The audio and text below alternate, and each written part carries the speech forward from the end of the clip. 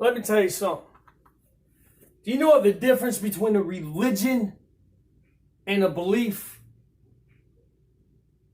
Sound like the same thing. A religion is a belief.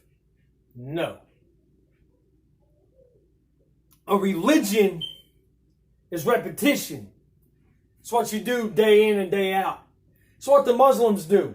I mean, these Muslims are out there. You know the Muslims have a saying, women are for children, little boys are for fun. That's what Muslim men. Muslim grown men. Women are for children, boys are for fun. And these sickos think they're going to heaven. They repetitiously every day get on their knees. Allah Akbar, oh la la la la la la la la la, flyy carpet, righty camel. 32 times a day they get down and do a ritual. Religion is ritualization. Belief is something you fight for. Belief is something you die for. Belief is what you believe without a doubt. And you'll die before you change your mind. That's the difference between religion and belief. We got men and women overseas every single day fighting for this country because they believe this is the best country on the face of this planet.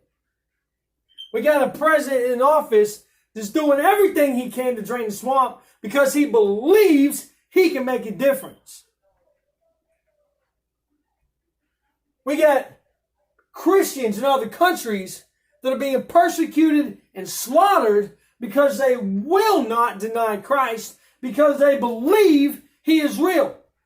In other countries, they're killing Christians. Well, in another 10, 20 years, they'll be doing it here. And if you don't believe in Christ, you will deny and demit.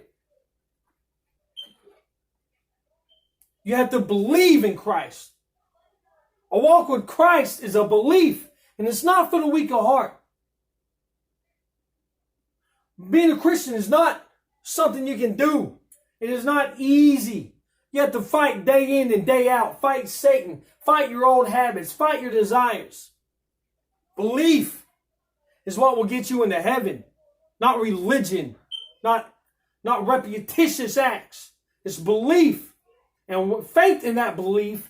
And working and walking in that faith, putting works with your faith in that belief, is going to get you where you want to go. It's going to give you the courage to stand toe to toe against the enemy. It's going to give you the courage to put up with the persecution. Here shortly, we'll be hiding in basements and in the woods to be talking about Christ because they'll be hunting us like we're dogs. It's coming. And it's not that far off. Religion and belief. Religion is a repetitious act that has no fruit. Belief is what you fight for. So if you believe in Christ, believe he is the Son of God, then you better get ready to fight. And if you don't know how to fight, well, son, you're going to get a lesson you'll never forget. You'll be able to fight when it's over with, I can promise you that.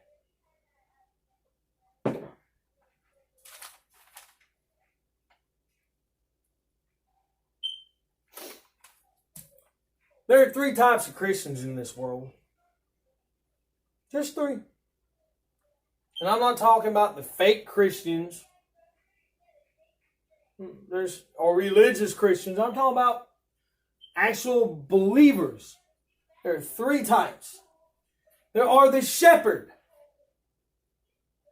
who is the teacher, the preacher, the prophet, the one who leads people. The leaders. And the Christian belief are the shepherds. Then you have the sheep, which is 90% of the congregation. They go to church. Now these are actual believers in Christ. They felt a call, they fell to their knees, they repented, and they changed their life. They no longer sin, everybody sins, but they're doing their best to not sin. And when they do sin, they ask for forgiveness. And they follow the commandments. You know, they feed the homeless. They clothe the naked. They help the poor. They pay their tithes. They're faithful to Christ. But that's all they really want to do. They don't want no more responsibility. They don't want to be the shepherd. They don't want to read the Word for themselves and get guidance from the Word. They want to go to a church and sit in a pew and have the shepherd, the preacher, the pastor tell them what to do and give them guidance. They don't want to look for it themselves. They don't want to fight for it. They don't want to pick up any more responsibility than they actually have to. And then you have the sheepdog, the one that protects the flock and the one that protects the shepherd. He's the one that's always on the watch for the wolf, for Satan. He's the one that's out there every day talking to people about Christ. He's the one willing to lay down his life to protect everyone else in that church if a shooter comes through that door. They usually sit all the way in the back in the last pew. So when someone walks through that door, they have to get to them before they get to everybody else. The sheepdog is the one that gets his hands dirty. David was a sheepdog.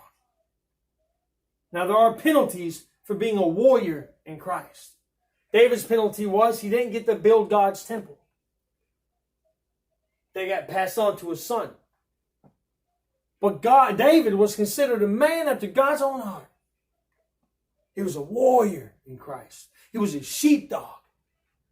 Sheepdog protects all those around him. Sheepdogs meet Satan in the front lines. They're the missionaries who get out there and make a difference. So if you're one of the ones sitting in the pew, doing the minimum Christian work, or something's gnawing at you in the back of the mind, something's eating at you, you feel you should be doing more. You want to be doing more, but you don't know what you should be doing. Well, if you're one of them people, it's time you separate yourself from the flock. Come out from among the sheep and protect them. Fight for them. Fight Satan. Get out there on the street and preach. Start passing out flyers at Walmart. Go to the mall. You don't worry about what people think about you. I mean, when you was out there in the world, man, when you was on that dope, whoo, son, let me tell you what, you shot out, wasn't you? Yes, you were, Bo. Yes, you were. So was I. But I had to change. I met God in a real way. And He saved my life more times than I can count. Because He saved my life, I want to fight for Him. I'm sick and tired of seeing this world go to hell in a handbag. Now my dad is right. This is the end times and it is coming quick, fast, and in a hurry. But if you think God won't accept a million souls that are led to Christ because of a revival, then you're out your rabbit mind, Bo. Because yes, this is the end times. Yes, this must come to pass. But it don't mean we have to sit down and watch it happen. This is the end times are coming, Bo. So how about we take as many people with us to heaven as we can? Now the path to hell is wide. The path to heaven is narrow. How about we overflow that narrow path with as many and take as many souls to heaven with us as we can? Yes, the end times are happening, but that don't mean we have to let Satan outnumber us 1,000,000,001. Let's flood heaven with souls. Let's get up and do something about it. It's time to fight back. It's time to armor up.